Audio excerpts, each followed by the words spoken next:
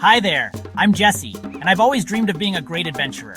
But, let's just say I'm more enthusiasm than skill. Like, way more. You see, I come from a long line of, well, accountants. But I knew I was destined for something more scaly.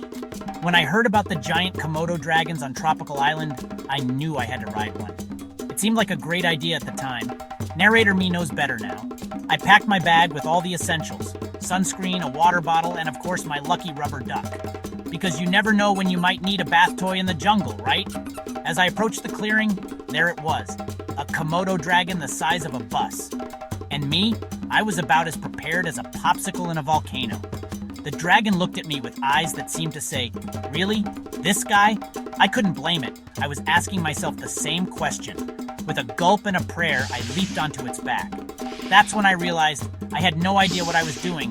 Absolutely zero. Nada. Zilch. The dragon took off like a scaly rocket. We crashed through the jungle, me clinging on for dear life. My rubber duck, long gone. Probably having a better adventure than me.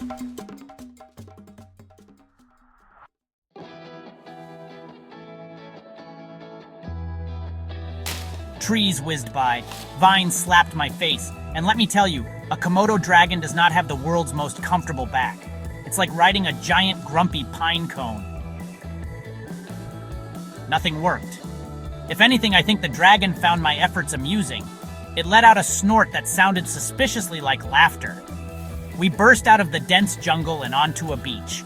For a moment, I thought we might slow down. Nope, we charged straight into the ocean, sending up a spray of water higher than a fire hose. As we surfed the waves, I realized something. I was actually starting to enjoy this, but our oceanic detour was short-lived. The dragon spotted something on the distant shore and made a beeline for it. I squinted to see what had caught its attention.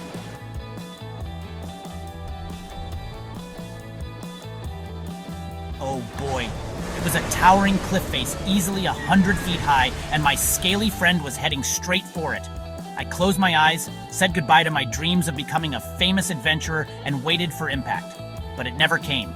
Instead, I felt a powerful surge as the dragon leaped. We were airborne. I opened my eyes to find us soaring through the air like a majestic, slightly terrified eagle. As we flew, time seemed to slow down. I looked at the dragon, it looked at me, and suddenly, we understood each other. We landed with a splash in a river on the other side of the cliff.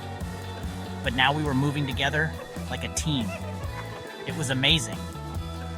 The dragon zigzagged through the water, dodging rocks and fallen trees with the grace of a dancer. And me?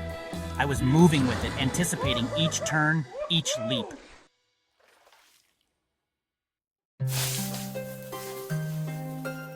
We burst out of the river and back into the jungle. But this time it was different. We weren't fighting against each other anymore. We were partners. As we raced through the jungle, no longer battling but working together, I realized something. We leaped over gorges, ducked under low-hanging vines, and even played a game of chicken with a startled flock of tropical birds. Squawk, squawk. And you know what? This clumsy adventurer had finally found his perfect partner in crime or adventure.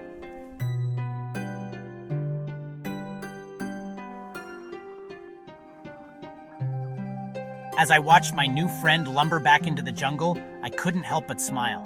I may not have tamed a Komodo dragon, but I'd done something even better. I'd made a friend. Oh, and if anyone finds a slightly chewed rubber duck in the jungle, please return it to Jesse, the Komodo Whisperer. That's me, by the way. I think I've earned that title now.